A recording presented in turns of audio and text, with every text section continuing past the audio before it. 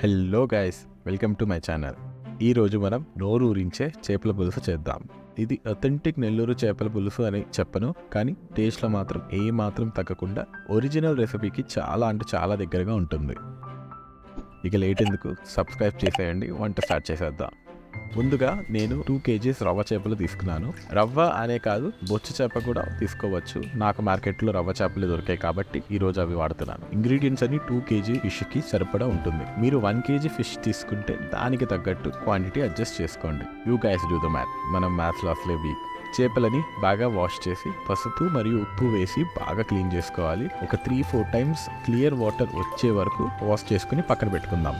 Next 150 grams చింతపండుని కడిగి 1 litre వాటర్లో 20 to 30 minutes సోక్ చేసుకోవాలి.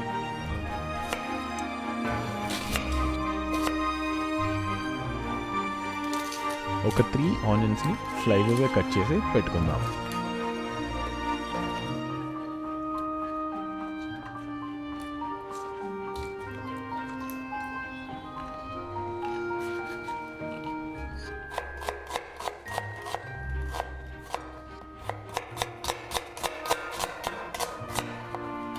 మీరు కావాలంటే చిన్న ఆనియన్స్, అవే అండి సాంబార్ ఆనియన్స్ అంటారు కదా, వాటిని కూడా యూస్ చేసుకోవచ్చు, ఇంకా రుచిగా ఉంటుంది.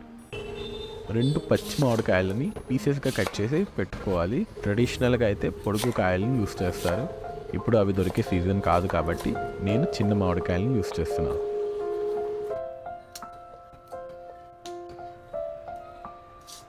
ఒక 6 నుంచి 8 పచ్చిమిర్చీలని నిలువుగా చీల్చి పెట్టుకుందాం. అలాగే తగినంత ఫ్రెష్ కొత్తిమీరని సన్నగా చాప్ చేసి పక్కన పెట్టుకుందాం. ఇప్పుడు పొడి మసాలాకు ప్యాన్ మీద 1 స్పూన్ ఆవాలు, 1/2 స్పూన్ మెంతులు, 1 స్పూన్ జీరా వేసి డ్రై రోస్ట్ చేసుకుని చల్లారాక రోటిలో వేసుకొని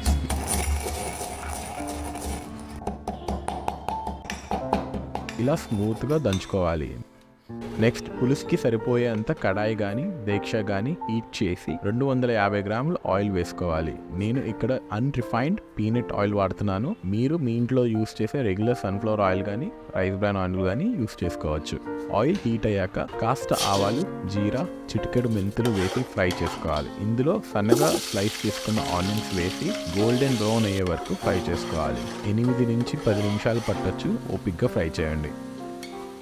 ఆనియన్స్ వేగాక పచ్చిమిర్చి చిలుకలు వేసి 2 నిమిషాలు ఫ్రై చేసుకొని 4 నుంచి 5 కరివేపాకు రెబ్బలు వేసుకొని 1 స్పూన్ పసుపు, 4 నుంచి 5 పెద్ద స్పూన్లతో కారం వేయాలి. దీనికి కారం కాస్త ఎక్కువగానే పడుతుంది, భయపడకుండా వేసుకోండి. పులుసు కదా, సరిపోతుంది. ఇందులో 2 స్పూన్లు ధనియాల పొడి వేసి బాగా కలిపి ఆయిల్ సపరేట్ అయ్యే వరకు మీడియం ఫ్లేమ్లో కవర్ చేసి కుక్ చేసుకోవాలి. అలా కుక్ అవుతున్న టైంలో ఒక 3 టమాటోలని రఫ్గా కట్ చేసి మిక్సర్లో వేసి ప్యూరే చేసుకుందాం. ఆయిల్ పైకి తేలినట్టు కనిపించాక టమాటో ప్యూరీ వేసి బాగా కలిపి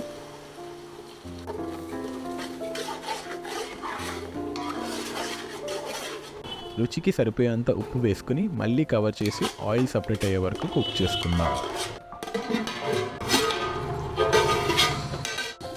ఆయిల్ సపరేట్ అయ్యాక ఇందులో ముందుగా సోక్ చేసి పెట్టుకున్న చింతపండు రసాన్ని బాగా పిసికి వేసుకుందాం.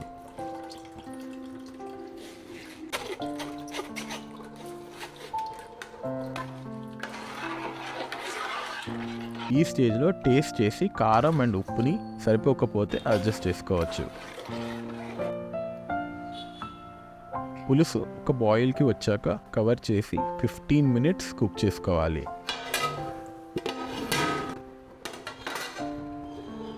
ఒక బ్యూటిఫుల్ పులుసు రెడీ అవుతుంది.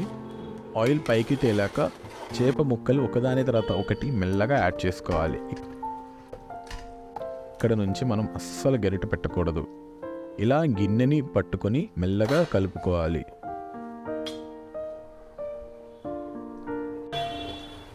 దీన్ని కవర్ చేసి 8 to 10 minutes బాయిల్ అయ్యాక కట్ చేసిన మ్యాంగో పీసెస్ వేసి ముందుగా దంచుకున్న పొడిని జల్లుకోవాలి.